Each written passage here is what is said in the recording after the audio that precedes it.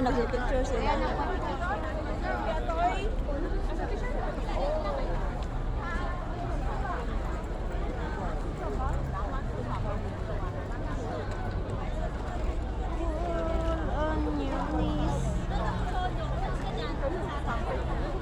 Guys, nandito kami ngayon sa Chimsa Choy.